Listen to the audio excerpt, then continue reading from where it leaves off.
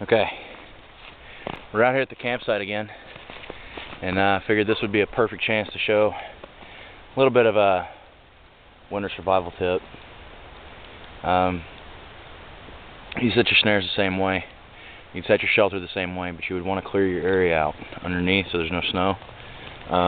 Get a good bed of leaves down, that way you can insulate the ground from your body. I'm not going to go into it because I'm not going to be out here too long. It's freezing cold out here. The main thing I really wanted to concentrate on is fire.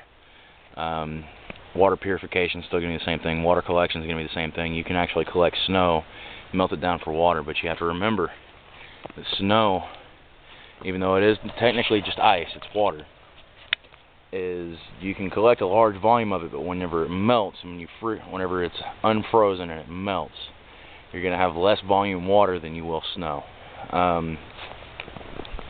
Another thing is you got to make sure the snow is actually clean. Make sure it's not something that you've walked through. Make sure it's nice, even snow like this. Try not to get any dirt in it. You know, if you can find any laying on top of a tree like that, or on that trunk right there, something along those lines. We'll walk down to the little creek where I collect my water in a minute. But right here is where the campfire is supposed to go. And as you can see, there's already a little cleared off rock right here. That would be perfect. Basically what you want to do is clear an area out big enough for your fire. You don't want any water in there, so you don't want any snow in it either. You know, clear it out, try and get down in the dirt to where you're not going to have much snow, if any, in your fire. This rock, for some reason it's not sticking to the rocks, probably because it was about 60 degrees yesterday. It was pretty warm yesterday, so this is pretty shocking that there's snow out here. That's about the size you'd want to have in comparison to my boot right there, for your fire. I'm not going to actually set one, but you clear that area out just to make sure that there's no snow or anything in that area. That way your fire will actually stay fire and not just die. So we're going to walk down here to the creek bed and show you that just because it's snowing outside doesn't necessarily mean that the water's frozen. And this is a drainage creek just from rain runoff, and it doesn't actually really come from anywhere. It actually kind of starts in my backyard. But there's a couple good water collection points along it, and you know, that one spot in my yard has probably been a drainage point for, God, years upon years. But the water's decently clear down here due to the fact that it's rain runoff. So once we get around to it, that's what I was talking about. On top of logs again, you're not going to get much dirt in the bottom of the snow. And I'll show you what I'm talking about when I get over here. Is you can actually scoop this snow up, and it's pure snow. I mean, there's going to be a little flecks of dirt and stuff in it, but that's why you filter. But this is pretty well just pure snow. I mean, if you find decently clean enough snow, you could probably just eat it. I mean, it's good hydration. You know, ice is water, and water is hydration. Hydration is life. It actually kind of tastes like water too.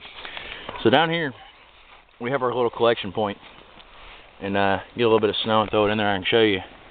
It ain't frozen whatsoever. It's pure, still pure clean water. Not necessarily pure. You still have to purify it. You still have to boil it. I would still run it through a sock filter or something like that. But you know, this was just a good opportunity for me to show a little bit of winter survival. This is where fire is very important. Shelter is very important. Even though you may have a sleep system or something like that, or a blanket with you to cover up with, you still don't want to get snowed on top of. If you get snowed on top of, then you're just going to freeze to death. I mean, this stuff acts like an insulation source, and once it's cold on the outside, it does nothing but get colder as you go deeper and deeper into it. That snow is actually really good. I want some more. Oh. But just a little bit of winter survival like that. I doubt you're really going to catch anything with traps, kind of stuff. Not during the brunt of while it's snowing like this, but you know, they're probably going to be in the little squirrel shelters and such. But you know, just keep your fire like that. As the snow falls onto the fire, it'll melt. You know, basically just try and keep yourself warm in a situation like this. Try and keep yourself from getting dehydrated. A good way to keep from getting dehydrated is snow. You got a water source all around you. That's the biggest thing, water and fire. It's like I tell everyone, you can survive for about a week, maybe 2, maybe even 3 if you're in really good shape without food. You can only go maybe 2 days without water, if that, depending on how dehydrated you already are, depending on what kind of physical exertion you're doing. If you're trying to build a log cabin out here and you have no water, that's wrong. You're going to end up dying of thirst, literally. You know, a few environmental considerations. We got a big dead tree over here. During wintertime like this, when it's snowing, you don't want to walk underneath that. You don't want to walk underneath it at all, even during the summer, but especially when there's extra weight added onto the logs, added onto the tree. Same thing here. You can see this one rotted out right here. I'm kind of not walking around the way it's leaning, but you know, you want to stay away from that kind of stuff, okay? You know, this might be a good place right here to actually set a trap.